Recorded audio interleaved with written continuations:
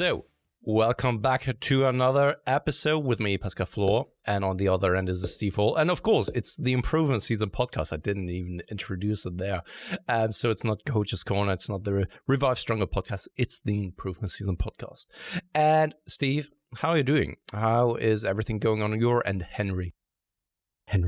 You're now Henry. I was just like a little bit jealous. Yeah, I was just jealous, and that's why I decided to. No, the reason for I wanted to actually grow a mustache for my contest prep, but that obviously didn't turn out this year.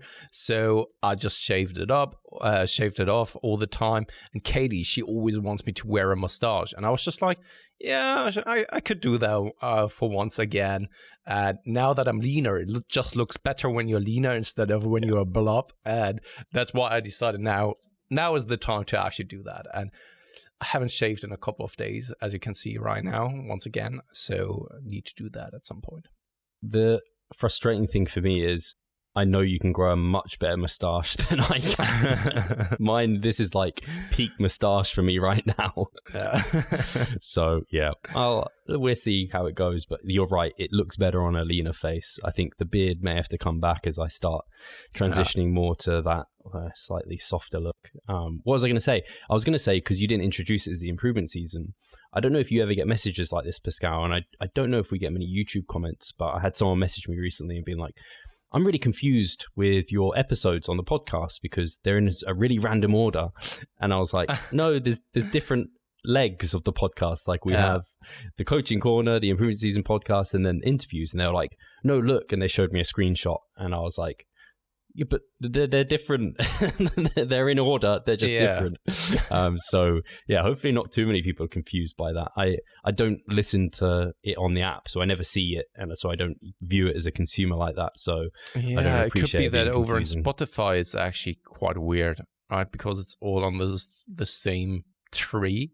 Yeah. But Yeah. they're titled. No, never had that. But I mean, I don't think that I'm the prominent person over on Instagram where people are then going to I get it. to actually ask some questions. It's probably more so you. So yeah, I mean, how am I doing? I'm hot because it's like 30 degrees here. And in fact, I didn't mention it to you, Pascal, and I don't think you can hear it. I've got a fan on the lowest setting possible. Can't, no. Just hitting me. I can't hear it, like when there's no noise. I feel like I'm picking up a sweat already, so it's not really doing very much for me. So yeah. I'm very hot. But yeah, I'm all good. I guess an update. I don't think I've updated people on the improvement season, like where things are. I'm in the second week of my second mass mesocycle. I am up to 185 pounds, a little bit above that now. So it's pretty much right on track actually to where I wanted to be. Cool. And I'm pretty happy with how everything's looking. Don't know why, I just started practicing some like classic poses, like a Schwarzenegger pose. It was just, I just saw some and I was like, I wonder how these look on me. So I'm actually excited to think about practicing things like vacuums and posing more next year when we do diet down, when I do diet down and hopefully compete next year. Because yeah, posing, some of those poses, like it's, because especially you don't have a mirror, so you have to know just intuitively that you're doing the right way. And like the mandatories are one thing. I think I've got those relatively well down. But then, yeah, when you go freestyle into some of these ones, which look really cool, and I love the classic bodybuilding. Like when I go and look over it all, I'm just like, God, these guys, that's like how I always envisioned to hopefully look one day. So it's cool to try and do some of those and emulate them. But yeah, I guess gyms aren't opening here till the 4th. No, wait, they're not opening on the 4th, so we don't actually know. Independence Day after all. No. The aliens took over. So yeah, that's not happening, but I can get a haircut, which is pretty important to me right now. I mean, we could go down the rabbit hole of once again talking politics, because I heard also that there was a lot of backlash in the UK for that decision because it didn't really make sense to a lot of people, and neither does it to me, that when you're opening pubs, but you don't allow for gyms to be reopened. I mean, have you ever, I mean, that's not a direct question to you, but have you ever walked through London on a Friday evening, and just like through the streets, the pubs are freaking packed. every single pub. Like Friday and Saturday probably as well. It's crazy. And then opening the pubs, but not opening the gyms. I think the gyms will be less risky, at least from what I know from pubs, than the pubs themselves. I simply don't get it, but yeah. I only see it as an economic thing in that the kind of hospitality industry is just providing the economy so much more money, and that's what they're basing it on. And they're like, if we're going to open one because we want to transition out, we're going to open the one that's going to make more money for us than the one that's keeping people healthier and things like this. I can see if Boris Johnson just lifted, if he was a bodybuilder, if we had Arnie, the gyms would have never shut. Boris mostly looks like someone who regularly spends time at the pub than in a gym facility. Absolutely. I'm not too upset by it because I'm fortunate enough to have this home set up. But I made a post on it because I can remember back when things were just closing and I was like, oh, should I invest in some gym equipment or not? And I just took the decision basically to just invest because I was like, it's important to me. I've got the money, I've got the space, let's just do it.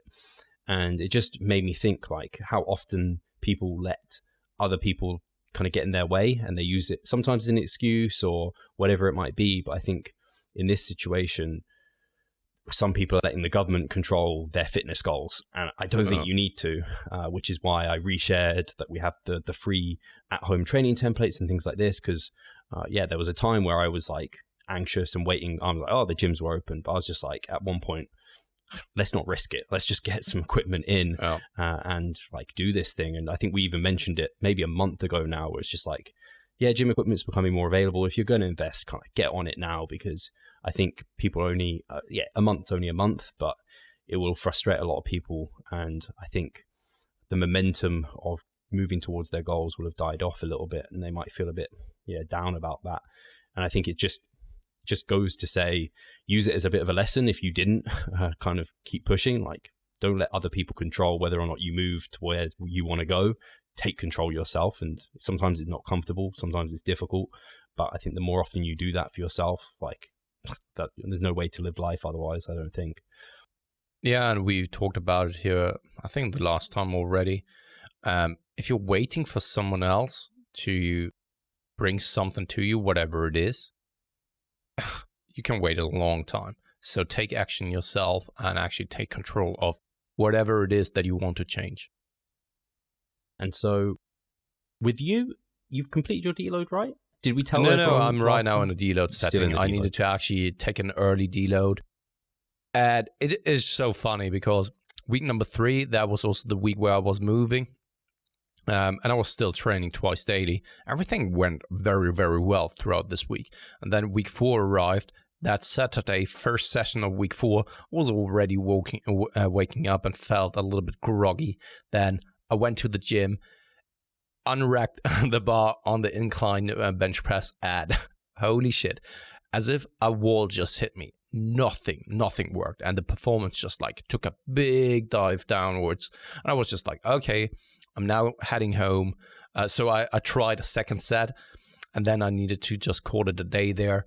Decided to go home and retry the next day. Then the next day got up and I still felt like very, very fatigued and very exhausted overall, and just called it there. It's just what it is, right? I mean, sometimes you have to listen to your body, and sometimes, of course, you need to kind of override those kind of signals that it's giving you. Especially when you still are able to push, but I couldn't. It doesn't really come as a surprise when I really reflect back on how exhaustive that week of moving was, because I was constantly on my feet from morning time to night time, training twice daily, organizing things, setting up things in the household. And I even said to you offline, even though that my step count only was around 2,500 to 5,000 steps more per day on average, I was constantly on my feet. So when you're doing construction work here or setting things up in the household, Of course, you're not accumulating as many steps, but you're still very active. I was sweating basically the entire day because it was very hot, but at the same time, I was constantly doing things. And normally my day is looking like this. I actively go out to get on up to something like 10,000 steps. I often get a reminder after an hour of my fitness tracker that I need to get up and start moving a little bit. And this is more so what my day-to-day business looks like. And now this last week, or the past 1.5 weeks, was just like completely different, and thus it doesn't really come as a surprise to me that I then needed to take that deload earlier. And there's no shame in doing that, because I think that many people would be frustrated, or they are just like disappointed in themselves that they couldn't really complete the entire mesocycle as it was laid out. But there's no shame in doing that. I mean, you still have like hopefully 10, 20 years of productive mesocycles in front of yourself. So what does it make that much of a difference? Probably there is none. Yeah. Right? It's probably better to be smart about it and just like call it there instead of trying stubbornly to push through it, because these are then the moments when you are stubborn and stupid, where fucked up things happen, where you can injure yourself massively. And that is something that is quite common amongst all of the people out there, that if you ask them, what's your major injury, or what's a major injury that is still nagging you, and where does it come from and stem from, most of the time it was due to some kind of stupid event. Yeah, I think a lot of people don't realize that you can't just add. You can't just do more and more and more. And it's great having a plan and knowing, I don't know, you want to train for like a 4-week accumulation, 1-week deload, but you react and you auto-regulate towards that. Just like with the volume landmarks, you don't just set a follow like predicted plan. You might have an idea of where you should be going, but you adjust the course as you're moving through it. So yeah, and you're completely right. Pushing through this week would not have been productive for you. Could have led to an injury, and I would know you would feel like dog shit. Yeah, absolutely. And yeah, also for the first week back doing client check-ins, it was just like, I rather want to be a little bit fresh instead of just like dragging myself through week 4, not being present. And that way I was also able to just like recover and prepare myself for the next mesocycle. I was considering what you've been saying and cutting the deload a little bit shorter. Oh yeah. But then I just realized like, now let's just wait it out, because what's the value in just cutting it short? It's just like, perhaps for my own ego to get back quicker to the gym. But other than that, I just take the rest now and start the mesocycle fresh, either tomorrow or on Saturday, depending on how I feel tomorrow. Yeah, the downsides to having more time just maintaining and recovering are very, very minimal, and there may even be upsides to it versus starting early. The only upside is you psychologically feel great because you're back in the gym. That's literally...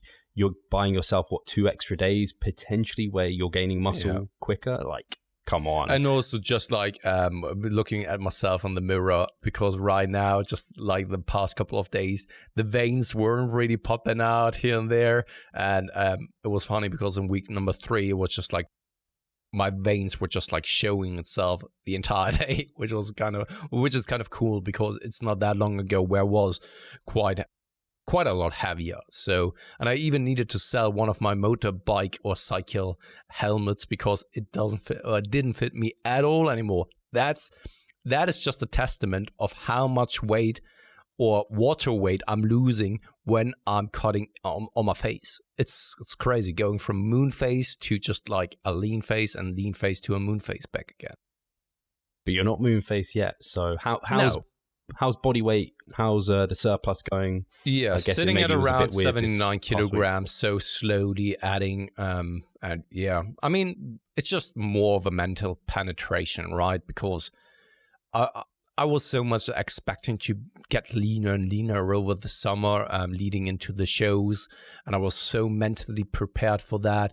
And it's the same when people are transitioning out of shows, seeing that look dissipate, and I haven't been at that body weight since like 2017, right?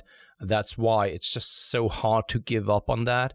But I know, because in one of the check-ins I had this week to one of my athletes, I said the ultimate goal is to actually see a higher body weight with a better body composition.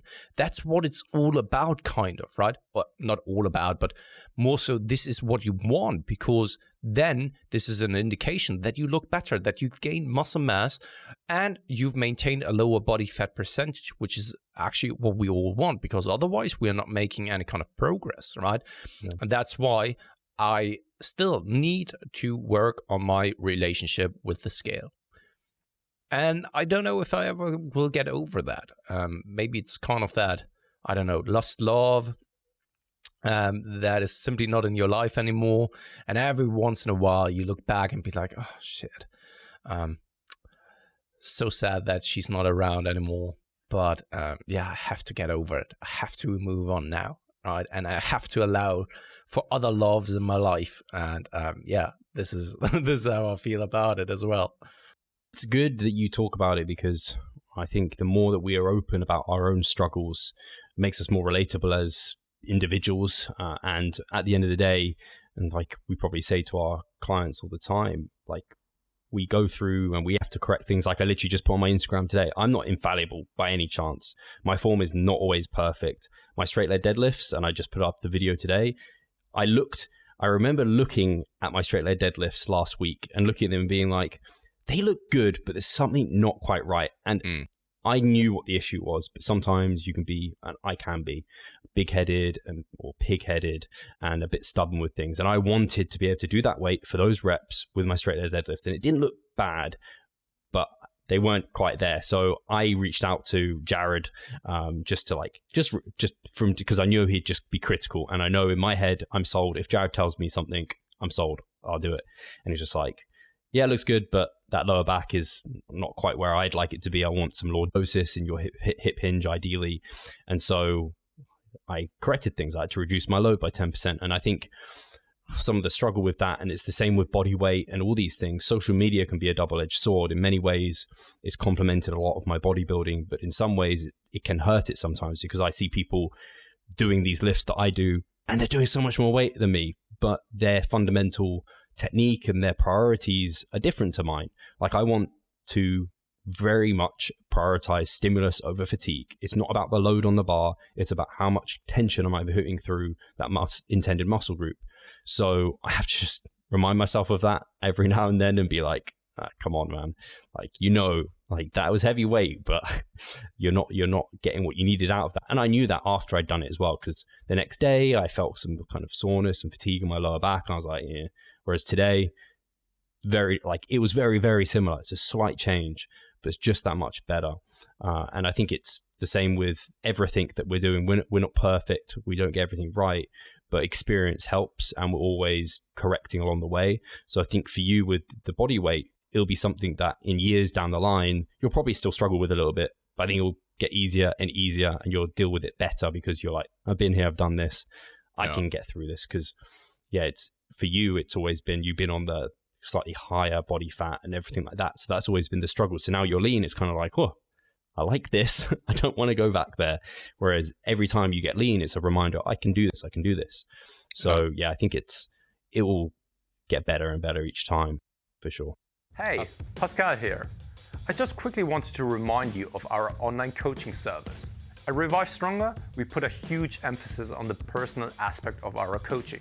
And if you want to take your physique and knowledge to the next level, hit the link in the description below. Absolutely. It's kind of my way. And there are certain struggles and hurdles I need to overcome for myself. For other people, these struggles or hurdles may seem like a super easy task, or not even like a present thing in their life, right? And thus, it's easy then to judge someone else for their struggles with a specific thing. Right? It's the same when I'm saying, like, I find dieting super, super easy, like, relatively speaking, in comparison to some other people who have a super hard time. And it's then super hard for me to then, like, understand why that is the case, because I, on a contrarian perspective, have a super easy time. But once again, it's then their path, where on that path there are different struggles, and those struggles or hurdles are much, much bigger than the struggles on my path as well, right? And thus we need to actually, try to work through dig through our own path to the best of our abilities. Yeah, no, absolutely. I can only say, as a finishing point, because you mentioned looking better at different body weights, I sometimes, it's very, very weird for me because I look in the mirror and I kind of do these things and then I don't think anything much. And then I do like a posing video. I'm like, how do I look like that at that body weight now? It's like, how did I look like that a year ago? It's crazy. And I think this is why you have to fall in love with the process and just do it, because you're not going to love every period of time. And you can get too in love with a certain look and you have to let go of that. Like you said, find that next love. And for me, it's kind of the other way around. Whenever I see myself in the mirror, I think like, hey, you don't look that bad. And then I take out my mobile phone because I want to record it. And then it's just like, holy shit, that's what I look like. Oh, boy. But yeah, once again, also here, the camera only can record as much. And sometimes on camera, it's not as flattening and it's not as like you are living an illusion and the camera spits out the truth now. It's not, where is it again? Where he sees always like super hot chicks with Jack Black, right? Do you know that one? No, I don't. So he's been cursed because he only sees like the superficial things in women. And then he's cursed to always see the beauty in them. But in reality, they are just like super obese or super ugly. But he now, due to the curse, sees them as like supermodels and treats them also that way, right? And it's kind of the same way here. The mobile device doesn't always tell you like how it actually is. And this is especially to me as someone who has worked in photography. You can create a lot with a lighting, with proper lenses, with a proper camera, and it only catches like lights basically, right? Yeah. And your eyes are way more complex. So most of the time, what you see in the mirror, of course, is a little bit biased. But if you then take a video or take a picture and it doesn't really match what you see in that given moment in the mirror, doesn't mean that the picture is now reality, but more so it's just like, once again, an image, a creation of light that is now being caught on camera. But your eyes are so much more complex, and there's probably more truth to your eyes than it is to a camera. It's funny, actually, when you said it, you have it the other way. I've had it both ways. I've definitely had it both ways. Okay. I've many a time looked at myself in the mirror and I'm like, I've got to capture this. And then I do it and I'm like, why the fuck do I look like shit? Yeah, me too. This is not how I intended this to go. And then you have to try every single different placing for the camera. Yeah, it's kind of funny because it reminds me of kind of memes. Like, this is what you expect you look like. And then this is a reality. And it's just, wow. Come on, I need to actually now take that picture, take that video, not just for myself, but also for the grams. Then you take a look at the video and the picture and you're just like, holy shit, this is not what I'm going to post. Brilliant. One thing I did want to touch on, and I don't know if this is really any relevance, it just interested me, the thought, because I have one client who is now about 2.5 weeks out from her show, and it's incredible to me to think that shows are now going ahead. It's actually, it's kind of weird. I kind of felt like the season was over because obviously I had like Elias and had Neil who were competing earlier in the season, and neither of their shows went ahead. And now it actually looks like, at least in some places, things are actually going ahead. And it made me think, and I know I sent you a WhatsApp at one point being like, you know what, I could actually diet down for finals now if I wanted to. Like I could, but now that gyms aren't opening up until we don't know when, I wonder if in the UK, if any of those organizations are considering, like, is this responsible now? Because I don't know, it is really just who has access to somewhat semi-decent equipment and who's been able to get through this period. Is that going to lead to competition of a standard that they want? I don't know. Part of me selfishly is wanting the kind of shows not to go ahead because I really wanted to compete, and that's me being completely blunt and honest. Like, it's great that like, obviously like it's great for the industry and for natural bodybuilding for them to go ahead, but a deep down, very selfish, dark place in me is like, fuck. Like I was meant to be at that if they do go ahead. But it's just accepting the stage is always there. But it's just interesting that, yeah, the UK is one of the last places, and these shows, and I think the MPA, which is one of the smaller organizations, I think they may have cancelled this entire season now. I don't know if they're doing even finals. I find it more interesting, though, that they are starting to do this in the US, because the cases of coronavirus patients, people that are infected, whatever you want to call it, has spiked once again. And then doing something like this, or doing some kind of Trump rallies where people are sitting in stadiums close to another, not respecting the social distancing rules, not wearing masks or so. It's just like, in my opinion, a little bit irresponsible when there are still so many cases in your country. And I'm not specifically targeting now Trump or anyone alike, but it's more like that was the present thing here the last week, where there was just like, especially in Arizona, where there are now cases being spiked again, or the highest reported number again. We're just like, is it really necessary then to do events like these at times like these? And I'm also specifically talking about bodybuilding shows. Is it very much needed to do bodybuilding shows now? I mean, I can see that people are craving for some normality to come back. But I think that people also have to come to terms with that as long as there isn't any kind of vaccine, the new normal is the way we are living right now, at least in my opinion. And thus, do we really need to request on having our normal life or living our normal life when other people's life are at danger? And also, do we really need those luxurious items in our life? We should all reconsider what it actually is that we need. And this is also what the economy is kind of basically reflecting at the moment, that people are saving a lot of money at the moment. Why? Because people are afraid. They don't know what is coming up or what is happening in the future. And thus, a lot of those unnecessary spendings on a monthly basis have been pulled back now. And that's also one of the reasons why so many people have maybe canceled their membership in the gym or whatever it is, right? Not just because it wasn't open, but because it was kind of a luxurious product that they were actually then buying and purchasing. And it's the same thing when it comes to going to events or going to, I don't know, this is another thing that was kind of whenever someone was complaining about not being able to go on holiday, like, what the fuck? We are privileged to go on holiday, right? So that you are now complaining that you can't go to your favorite beach here is just like, holy shit, this is the epitome of like how privileged we are.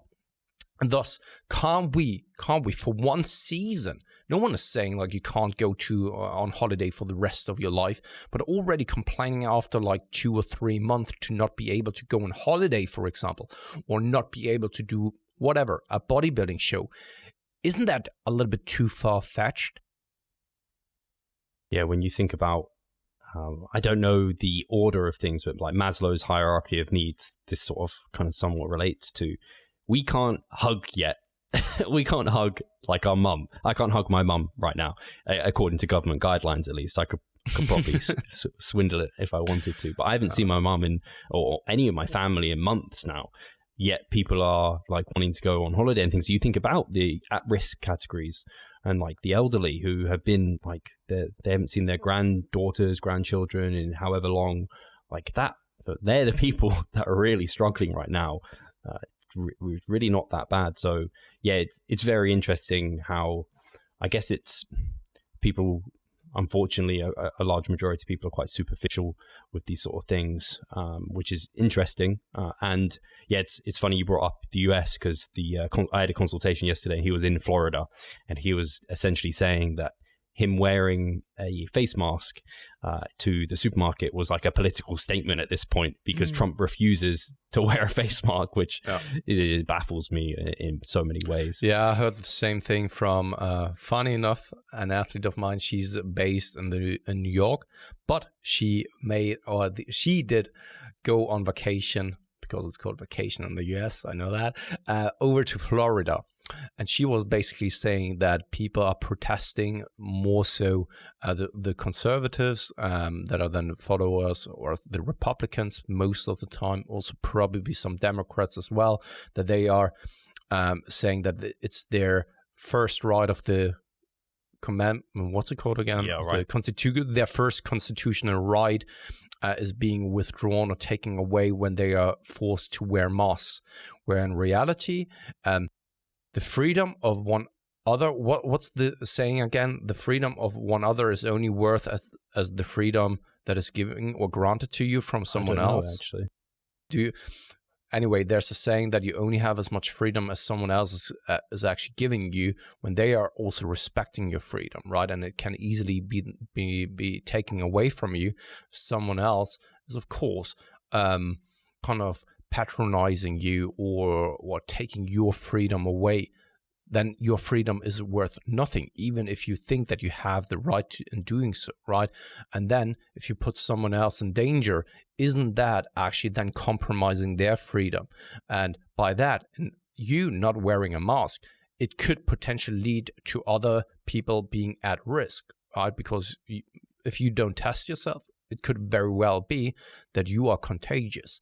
And thus, you are basically taking the freedom of other people away because you're now compromising their safety as well, right? So, when people are then claiming that their constitutional rights are being taken away, I'm just like, I stand to differ in that opinion. And I think that there needs to be somewhat of a context here, and especially when it comes to at least the German law, and when it comes to outbreaks of pandemics or so, it can also mean that some of your other rights are then actually being put on the back burner in terms of the majority of safety of people.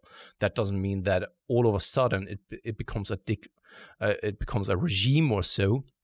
But some kind of measures need to be taken to ensure the safety of the majority of people. Yeah, it's one of those things where, unfortunately, I think it may have been from a book you recommended on psychology, where it's just like humans by nature are selfish.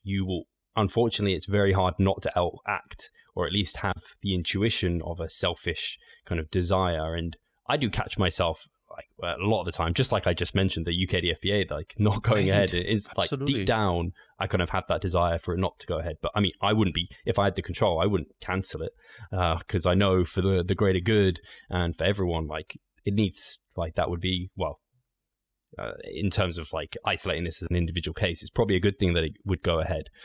So yeah, it's tricky for sure. Yeah, and people this are going is also nuts. something that I wanted to actually bring up.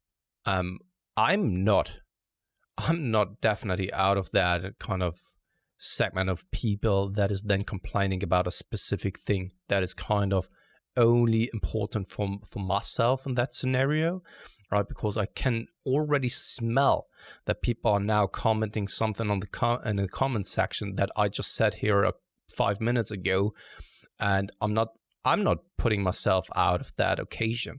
There are probably things that I'm not even aware of that are important to me and that I would love to have now. But when I were to sit down and really think about, is it really important? And I would then probably have to come to the conclusion that it's probably not.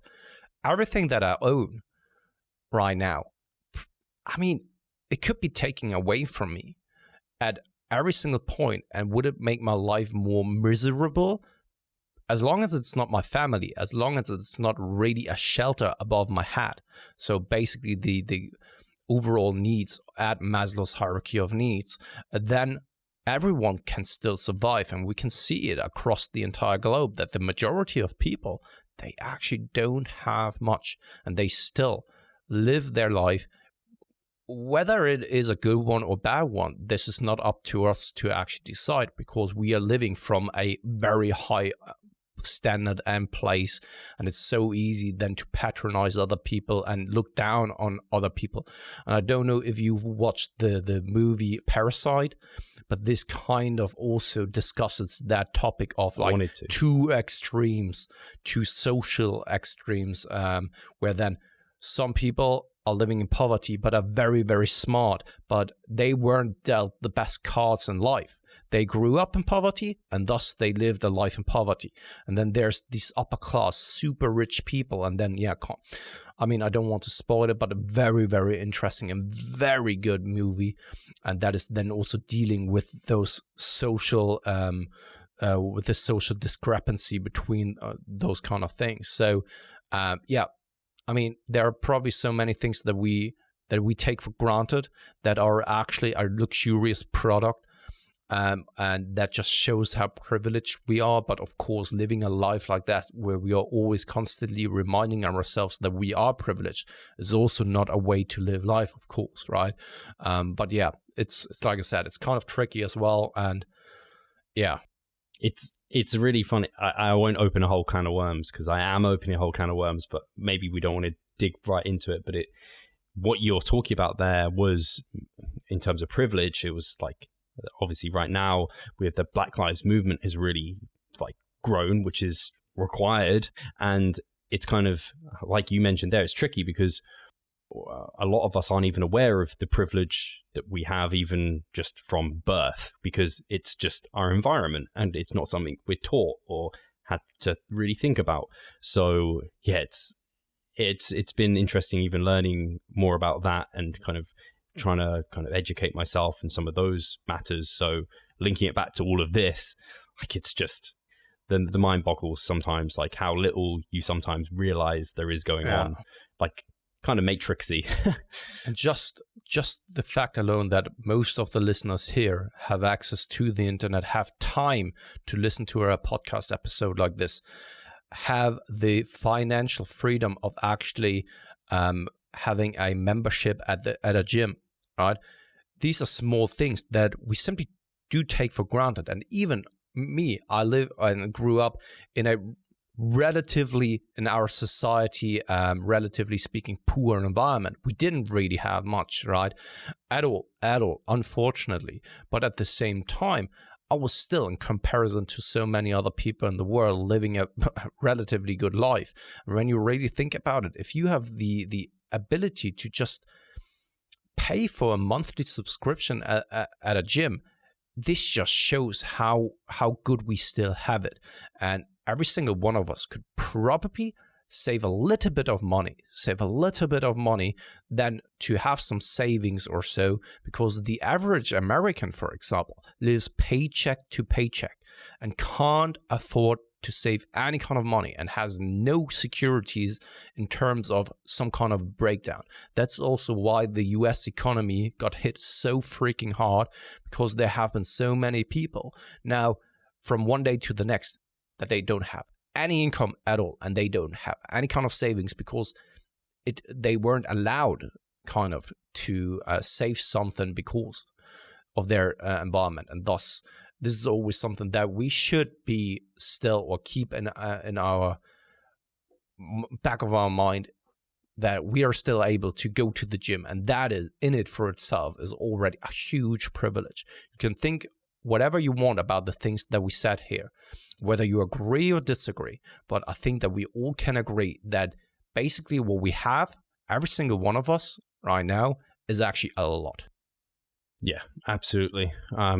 And actually, I seem to always be the lighter note. It's just reminding me of something, because me and Charlotte started watching, I think we maybe watched 2 episodes of this Netflix series. I've forgotten what it's called, but it's essentially people buying houses in like the most expensive fancy places in the US, and they had like views over entire cities. These houses cost millions upon millions upon millions, and these guys are just rocking up and like, yeah, I might buy it, I might not, yeah, I don't know, do you want to go out for a drink?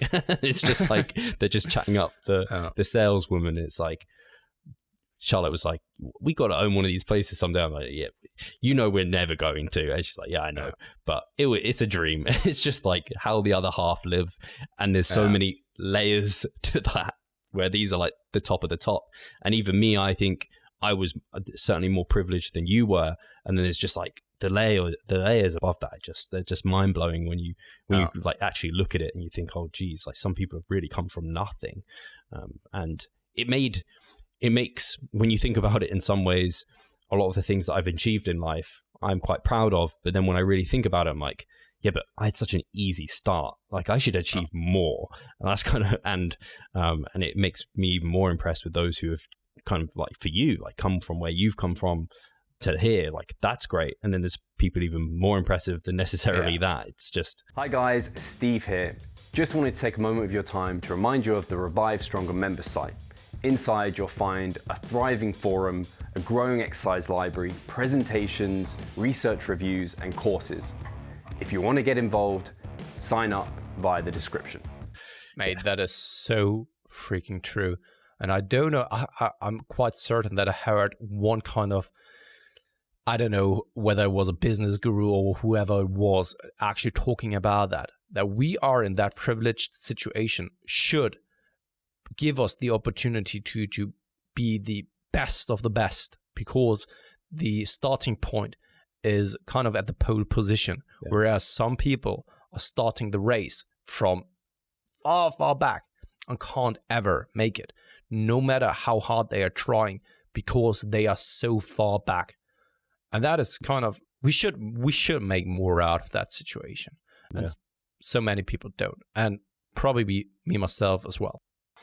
Absolutely. I guess that's hopefully a motivational message, and we can move on to the questions, because otherwise I think we can just go down further rabbit holes. And sign up for a 7-week make 6 figures in 7 days course. Our business course. You're the question man. Yeah, right. Sorry. Yeah, no worries. So, Roman Garm has asked, how do you set up the rep range and weights used within the sets of an exercise? Do you start with a load to be on the top end of your planned rep range and let the reps go down as fatigue kicks in? Or do you start with 1 to 2 heavy top sets followed by 1 to 2 lighter back off sets? Both methods make a lot of sense but are very different, so I feel like one has to be better than the other. Interesting. I guess I'd have to assume quite a few things, because he didn't mention kind of relative intensity or anything like that.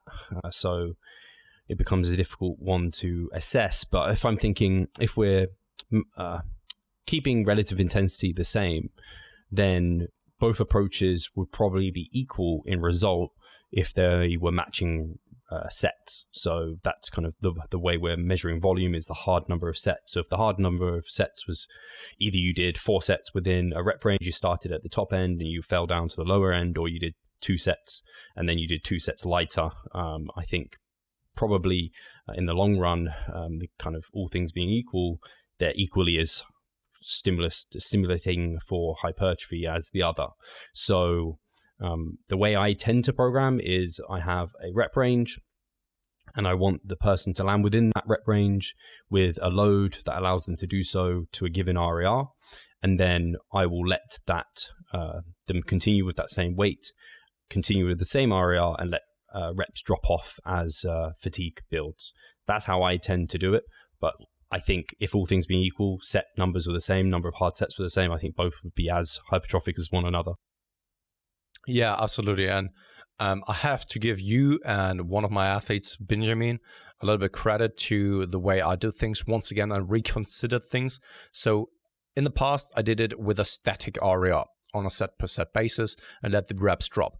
Then I transitioned over or moved over to something where the you let the RER fall wherever it falls, as long as it stays within a certain RER range. So within something like 1 to 3 reps in reserve most of the time. Sometimes it's of course appropriate then to push to something like 0 RER, but it became very, very complicated to then track the progress overall, because now you have like 3 variables to track.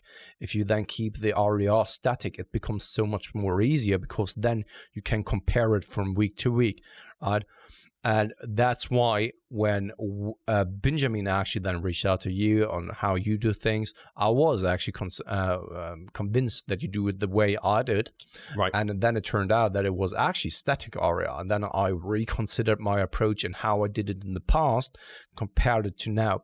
I think that there's a good argument of actually pushing it then to 0 RER also, perhaps on a weekly basis. So for example, let the RER fall wherever it falls, and sometimes even pushing it to 0 RR, because if there is some value of pushing to failure, where of course the scientific literature seems to be indicating that there isn't that much of a difference, but even if there is something, right, then you still have the benefit of a doubt, where then you are also ticking off that box on a continuous basis.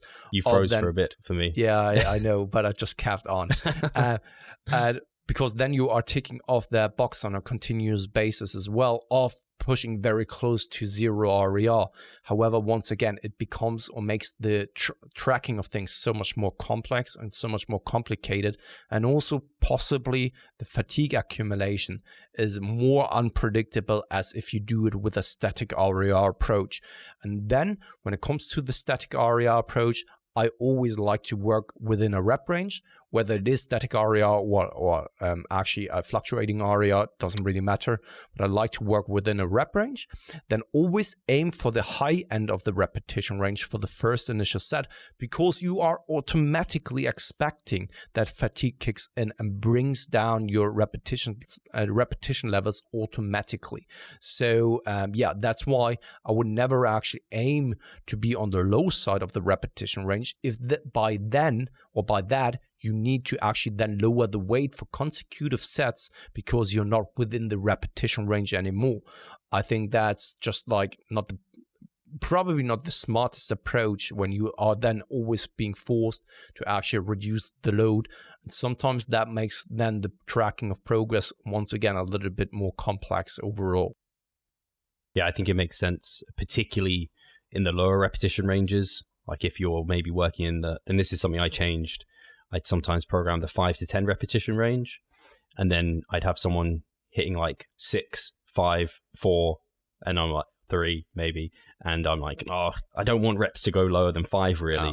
So now I've started using like a 7 to 10, so that if even they go down to like 8 or 7, like if they're dropping down, they ain't dropping hopefully much below 5. So yeah, very similar. Cool. Then I don't know if we covered that last week. William Wallstead, my man Will. Would you personally ever consider direct trap work? Oh, yes. We didn't cover it. So you're waiting for me to answer, huh? Yeah, now it's your turn to always start first. Oh, yeah, of course. Yeah, well, duh. I'm an idiot. I'm getting confused of how this process of Q&A works, even though we've done it for however many episodes. Yeah. Over 150 now. So, yeah, I do direct trap work, and I don't think I would do it if I was training once per day, just because I think I just feel too fatigued at the end of the session, and the chances of it becoming junk volume would kind of rise quite a lot. And for me, because training twice a day, it just opens up another opportunity to be fresh, to be able to train them, and it's kind of like it's an opportunity to get a little bit more, and I am on the side of trying to get every single thing out of my training versus kind of getting the least from my training. So I do train my traps directly. I don't emphasize them a lot. I tend to have maybe 2 to 3 sets. Literally, I could have 2, especially if I've done upright rows before them. I might just have 2 sets of traps, and I just do some shrugs. I don't enjoy it at all, so it's not something I prioritize. I also have quite big traps, which helps, but if I can grow them even more, then sweet. In some ways, view them a bit like the calves of the upper body in some ways, because they just do recover from a shit ton because they're just being used a lot. So yeah. Same here. Absolutely. Ever since I transitioned over to twice daily training now, after a long period of time, I finally reincorporated direct trap work, when I was only training once per day. No, simply because we have to consider, and that's always the case, have to consider time and fatigue. And most of the time, the reason why we are then spreading our training sessions out to a higher frequency is exactly because of time and fatigue components that then needs to be taken into consideration. And if you have more time and less fatigue, then of course you can start considering throwing something like that. I'd only add here, man, people don't know how to do shrugs. I remember doing shrugs when I first started the gym, because it was like, I don't know, it's one of those exercises where you can put on a shitload of weight and just like jerk it around on like the Smith machine or something. And in my mind, that was all the Smith machine was good for at the time. So I just end up jerking all this weight. But it's when you do shrugs properly, you really can't use that much weight. And I'm still figuring out what type of shrug work works best for me. This also has a little bit to do with my Scheuermann's disease, that my upper back is kind of flat. So it's not really having that curve. And I have the feeling that when I do it with dumbbells, it's not really targeting my traps. Of course, the traps are still doing work, but not to the fullest extent. And I had the feeling that when I'm doing it on the Smith machine, slightly bending over, it gives me the best bang for my buck when I do it there. So funny enough that you actually bring up the Smith machine and doing the traps there, because not that's 4 what I'm plates doing, aside. and it works. Yeah, it works great. With dumbbells, doesn't really jive for me. Yeah, I like it. I've used it on the cable shrugs are actually quite nice. I quite like cable shrugs. But yeah, I am doing them with the barbell at the moment. I have done them with dumbbells in the past. They work okay. I do like dumbbells a little bit bent over a lot of the time. I think a lot of people don't realize how big the traps are and how they're not just like here. It's like they go like quite a lot down your back, and like you have your lower and mid traps. So yeah, I as a person to look at for traps, Charlie Zhang. I always pronounce his last name incorrectly. I apologize, Charlie. He won't be listening to this, but his traps are absurd. If you look at him and like any of his back poses, like back double bicep, he's just got these fucking huge traps that are poking out. And I'm just like, what? When he got lean here this time, it's frightening, kind of. Yeah. I mean, he wasn't even training for bodybuilding at first, and then he just decided for once leaning down, and it's just like, holy fuck, if you stick with that, boy, oh boy. His quads are just ridiculous. It's just, they're just so nicely, they're just very aesthetically pleasing and huge. But I think him and Mike are going to compete. I think they're competing at the end of the year, maybe. I can't remember. Really? I spoke to Mike on the Q&A all about his contest prep. That'll be coming out at some point. I think he said at the end of the year they're having kind of a maintenance kind of period at the moment, and then they're maintaining their level of leanness, and then they're going to dig, which is exciting actually. Yeah, cool. Very, very cool. I'm very much looking forward, and I'm very hopefully I'm kind of I really do hope that Mike is actually getting to a very nasty level of leanness, because that's what he was always struggling with, and he got a lot of shit in the past for his physique when he was competing. And I think it's simply not fair, right? Because you can only do so much when it comes to looking a specific way. If you're not built for it, for example, right? If you don't have the most aesthetically pleasing muscle bellies and whatever, you can train your ass off and it will never change, right? So now it's just a matter of getting lean, and I really do hope that he can do that to actually then shut all of the naysayers.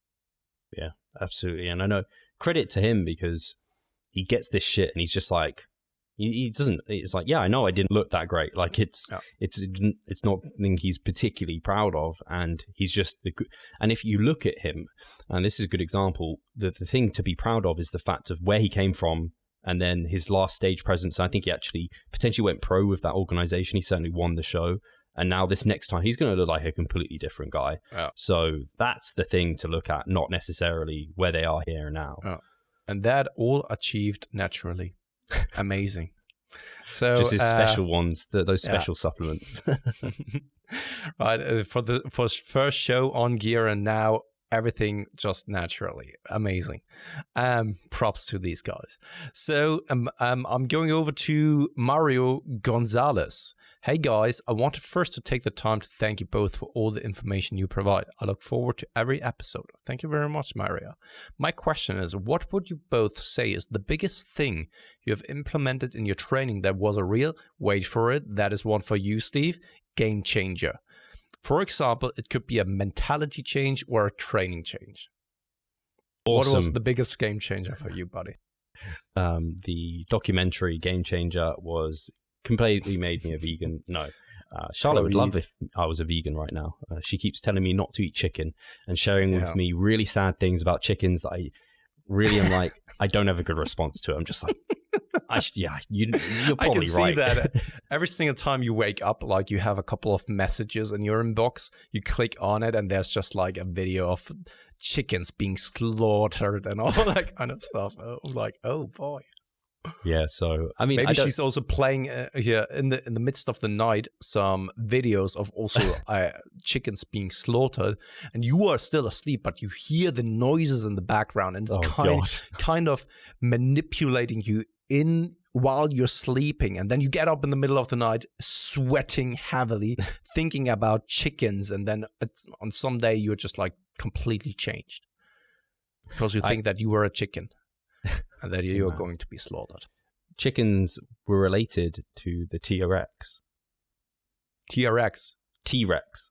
T-Rex. I thought the T-Rex. Oh, weird. Yeah, so I actually have to give props to one of your old clients, Morgan, because he is vegan and like, as far as I'm concerned, he's actually got really jacked. I know. Yeah. It's just like mocking him. Yeah, shout out his arms to the vegan. Chicken legs. So, but yeah, I mean, it's one of the big, like, I have no particular like lust for meat. Like, I'm not like, oh, I have to have this, I'm a man, blah, blah, blah, whatever it is. But as a bodybuilder, it's pretty tricky. Like, it's a choice, and he said this. But it's pretty tricky to get like high quality protein without having to go to supplements a lot of the time. And I mean, I am happy transitioning a little bit to more or less meat, but to completely rule it out of my diet right now is something it's not there for me. So anyway, without going, I can't even fucking remember the question. What? He asked about chickens. Yeah, exactly, chickens. Now, what was the biggest game changer in terms of your training or implementation of something in regards to your training, or even mentality change or so about your training? So this is still something I'm working on, and it's really great. I really, really want everyone who's listening to take this home with them. Don't discount it. It's not super sexy, but that is technique overload.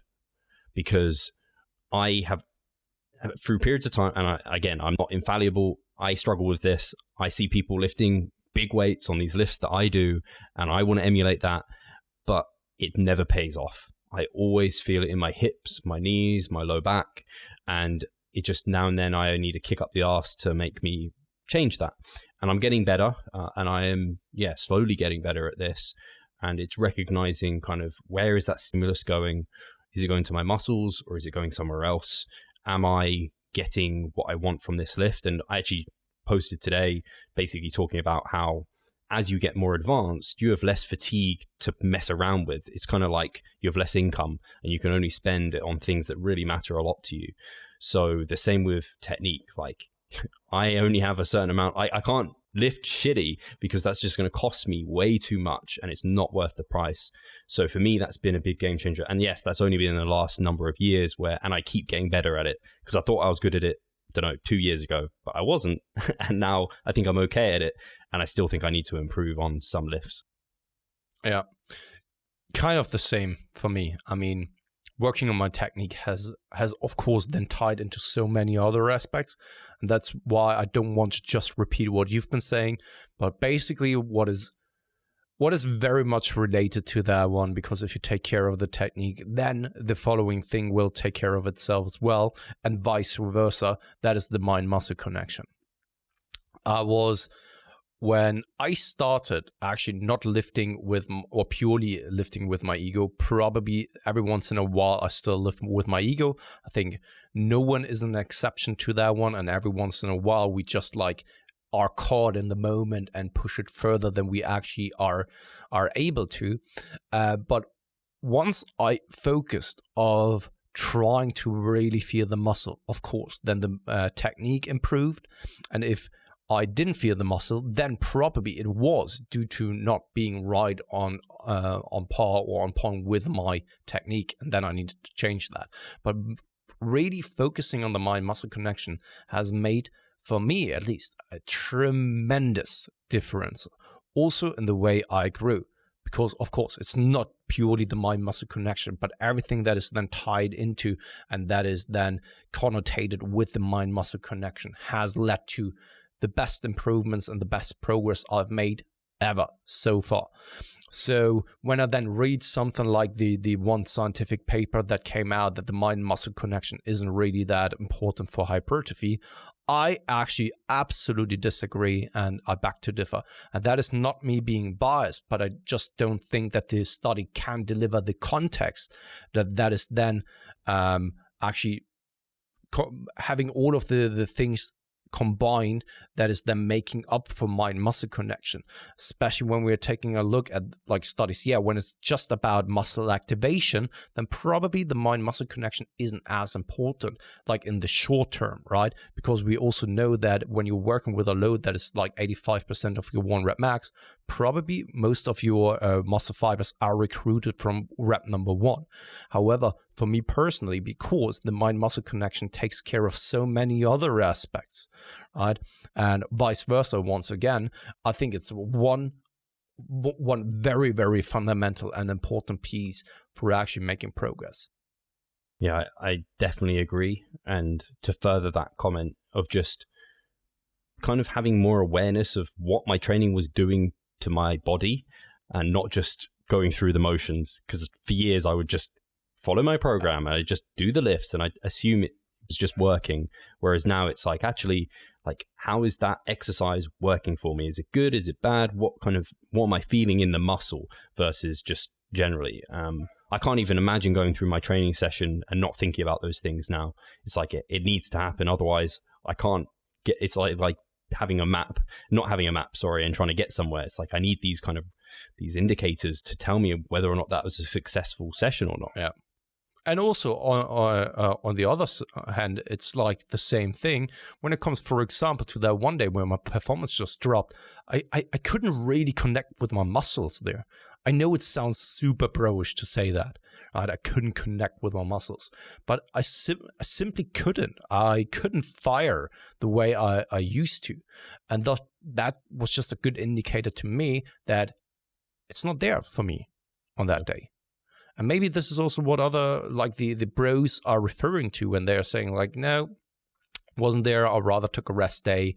Or when they're saying like, okay, I left something in the tank, right? It's the same. It's kind of the synonym for them for what RER stands for. So many people are actually like having no clue about the RPE or RER concept.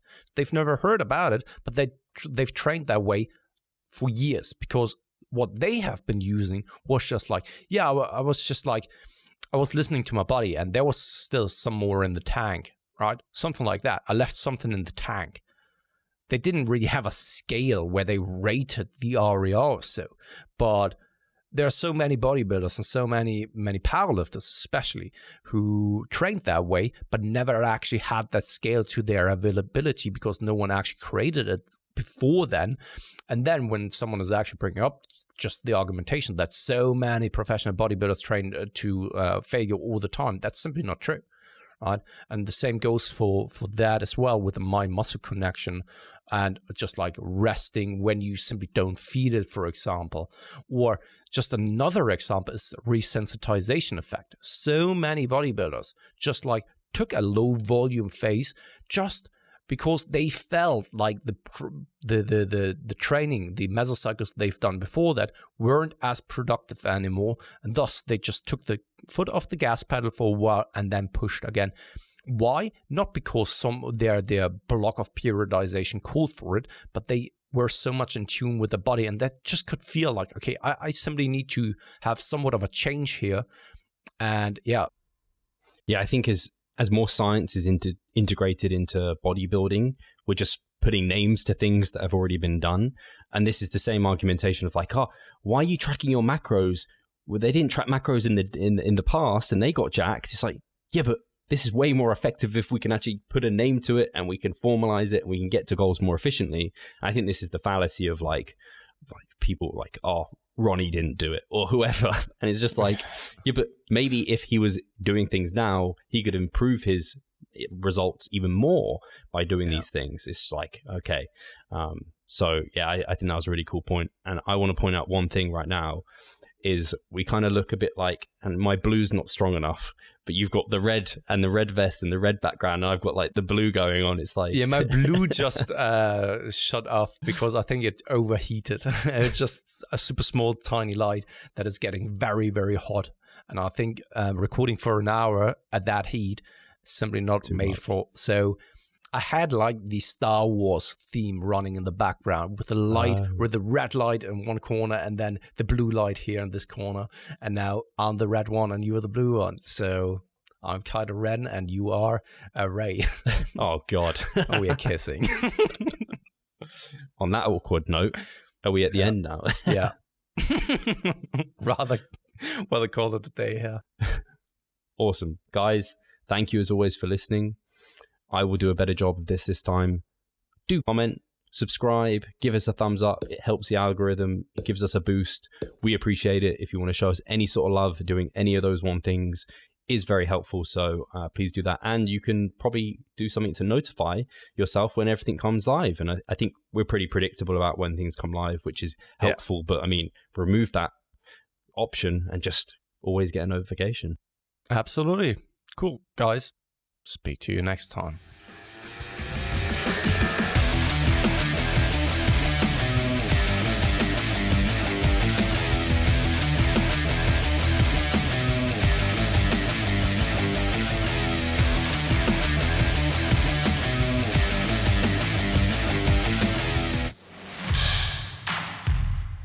So I'm Steve Hall, founder of Revive Stronger and a coach of Revive Stronger. My name is Pascal Flor. I'm the co-owner of Revive Stronger and also a coach, of course.